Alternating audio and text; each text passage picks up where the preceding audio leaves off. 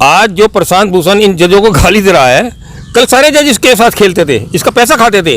स्वामी ओम जी ने मुझे बताया था, और एक बार आसाराम बापू के लिए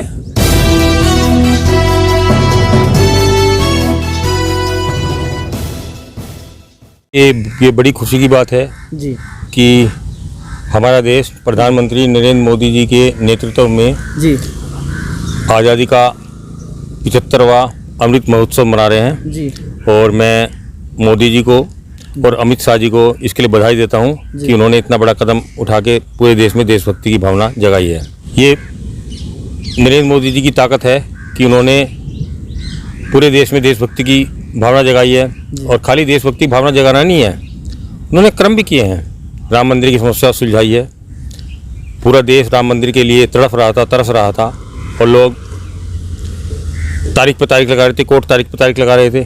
और ये वही कोर्ट हैं जो कि आतंकवादियों को, नक्सलवादियों को, देशद्रोहियों को लगातार जमानत पर छोड़ देते हैं। जीएन साई बाबा नाम का एक नक्सलवादी आतंकवादी था, उसको जगदीश सिंह खेर साहब छोड़ देते हैं। अपने दीपक मिश्रा साहब जो मुख्य न्यायाधीश थे, प्रधानमंत्री नरेंद्र मोदी की हत्या की साजिश करने के लिए कुछ लोगों को, वरवरा राव, सुधा भारद्वाज, गौतम नवलखा, अरुण फेरेरा, ये पूरे आतंकवादी जो देशद्रोही पूरे, उनको सुबह 6 बजे पुलिस पकड़ती है। 10:30 बजे हिंदुस्तान के 3 उच्च न्यायालय, हाई कोर्ट, उनकी सुनवाई कर रहे हैं।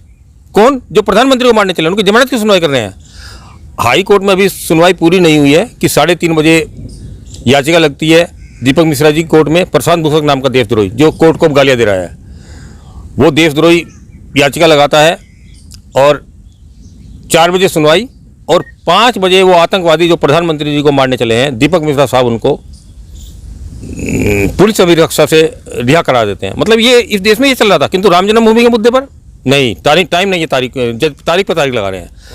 किंतु प्रधानमंत्री आज नरेंद्र मोदी जी ने इस सब को सुधारा है, संभाला है कि जो प्रशांत भूषण प्रधानमंत्री नरेंद्र मोदी की हत्या की साजिश रचने वालों के लिए सर्वोच्च न्यायालय में खड़ा था, और स्वामी ओम जी और हम भी खड़े हुए, मगर हमें सुना जाए, किंतु कोर्ट ने हमको सुना नहीं। हमने एक वकील खड़ा किया,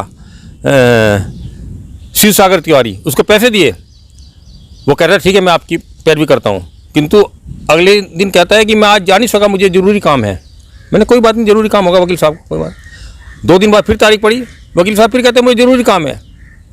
मैं तो हो सकता है ज़रूरी काम पड़ गया। अभी तीसरे दिन तारीख पड़ी, तीसरी तारीख पड़ी 2 दिन बाद, तो मैंने कहा कि वकील साहब ने फिर बोल दिया कि मैं आज भी नहीं जा सकता हूँ। और वो वकील है जो खाली बैठा था, जिसके पास कोई काम नहीं, वो कह रहा है मेरे पास काम का पुलिंदा आ गया है। मैंने कहा भाई ये क्या चक्कर है? चलो ठीक है, तुम नहीं आ रहे हो, अब तुम्हारे कारण मैं भी न्यायालय में जाने से वंचित हो गया हूँ। पहले तो मेरी जो याचिका थी इन पर्सन थी, व्यक्तिगत रूप से थी। अब तुम गेट पास बनवाओगे मेरा, तभी मैं कोर्ट के अंदर जा सकूँगा। तो आप मेरी अंदर प्रवेश कराइए आप मुझे। उन्होंने कहा ठीक है आप 10 बजे आइए। 10 बजे जब मैं गया तो उन्होंने मेरा पास नहीं बनवाया अंदर का, मेरी फाइल मुझे पकड़ा दी। बोले मैं इस पर सुनवाई नहीं कर सकता, क्योंकि इतना आतंक जजों का बैठा हुआ था वहाँ कि आतंकवादियों वाले तो नहीं सुनवाई, किंतु आतंकवादियों के विरुद्ध कोई खड़ा है, उस पर सुनवाई के लिए वकील काँप रहे थे। लेकिन आप तो निरंतर देश के लिए काम कर रहे हैं। मैं बता तो रहा हूँ कि आज जो प्रशांत भूषण इन जजों को गाली दे रहा है, कल सारे जज इसके साथ खेलते थे, इसका पैसा खाते थे। स्वामी ओम जी ने मुझे बताया था, और एक बार आसाराम बापू के लिए, जब जेल में थे आसाराम बापू, एक प्रस्ताव आया हमारे पास, एक साधु महात्मा प्रस्ताव लेकर आए कि मैं बापू जी की जमानत करा दूंगा, किंतु जमानत कराना तो दूर, जमानत कराने के उसने प्रस्ताव रखा हमारे सामने। मैंने कहा ठीक है जमानत करा दो भाई, अच्छी बात है। 2015 के आसपास की बात है, ये 15 से पहले की बात है, 14 की बात हो। मैंने क्या करना पड़ेगा? बोले 125 करोड़ लगेंगे। मैंने कहा भाई ठीक है 125 करोड़ देंगे आपको, पर तुम कह लो तुम्हारे हाथ में दे दे, जिसके साथ डीलिंग होनी है। उसने कहा चीफ जस्टिस के साथ डीलिंग होनी है। मैं चीफ जस्टिस के हाथ में देंगे, HL दत्तू चीफ जस्टिस थे, या उसके बेटे के हाथ में देंगे, या बेटी के हाथ में देंगे, उसकी पत्नी के हाथ में। तुम कह लो पाँचों के हाथ में किसी के नहीं देंगे। बोले ठीक है 2 दिन का मौका दो। 2 दिन बाद वो कहता है कि HL दत्तू के बेटे के हाथ में ये पैसे आप दे सकते हो। हमारे पास तो इतना पैसा नहीं था, हमने आसाराम बापू जी तक बात पहुँचाई कि ऐसे 125 करोड़ मांगे जा रहे हैं। अब वो महाकंजूस थे, उन्होंने कुछ सुना नहीं इस बात को।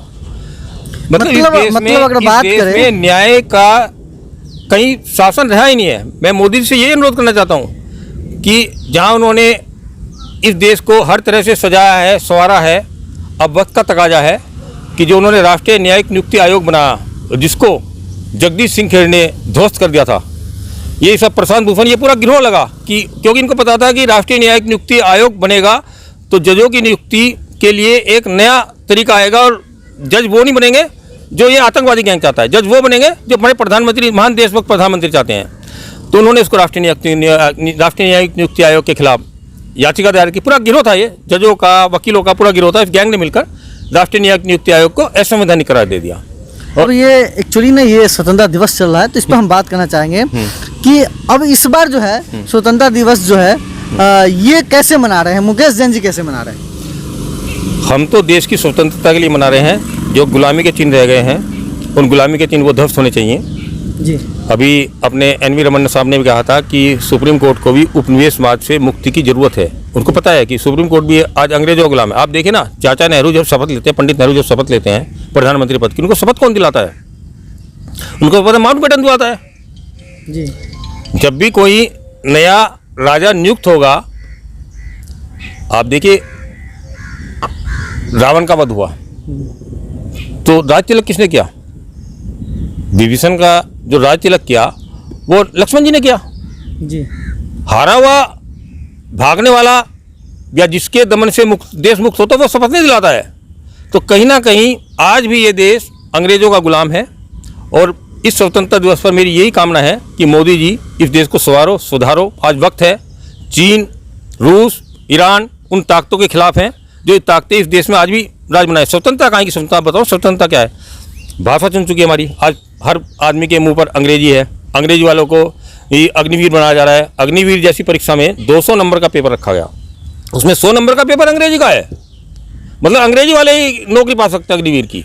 मतलब ये पूरा देश से, संस्कृति से, सभ्यता से, आपके 7 राज्य ईसाई बहुल बन चुके हैं। स्वतंत्रता मिली थी, उसमें जो कागजात तैयार हुए थे ट्रांसफ़र ऑफ पावर के, वो सब कागज उन्हीं के अनुकूल हैं, अंग्रेजों के अनुकूल हैं। उसमें मोदी साहब आ जाए या योगी साहब आ जाए, कोई कुछ नहीं कर सकता।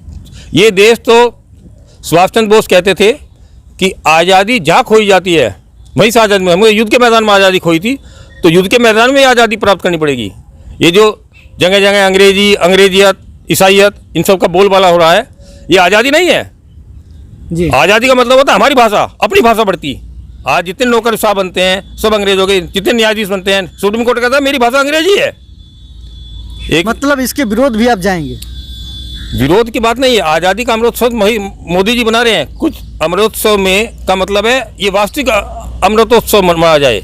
और जो भी देश में अंग्रेजियत चल रही है, ईसाइयत चल रही है, अनीति चल रही है, इंग्लैंड की महारानी का नक्सलवाद चल रहा है, ये सारी जितनी आतंकवादियों की फंडिंग होती है सब इंग्लैंड की महारानी और अमेरिका से होती है। इनके जितने भी आप देखें ना, एम्नेस्टी इंटरनेशनल जो कि आतंकवादियों के लिए मानवाधिकार के लिए आगे रही थी, आज भारत सरकार ने उस पर रोक लगाई। मोदी जी का काम बहुत अच्छा काम है, मोदी जी उसी तरफ बढ़ रहे हैं। मैं कहता हूँ तो मोदी जी को पूरी सफलता मिले और इन दुष्टों का जो भारत की सभ्यता संस्कृति को नष्ट करने में लगी है, जो इंग्लैंड की महारानी के साथ मिलकर इस देश की संस्कृति को छीन रहे हैं, उन सबका सफाया इस आज़ादी के 75वें अमृतोत्सव पर मोदी जी करे। मैं यही कहना चाहता हूँ।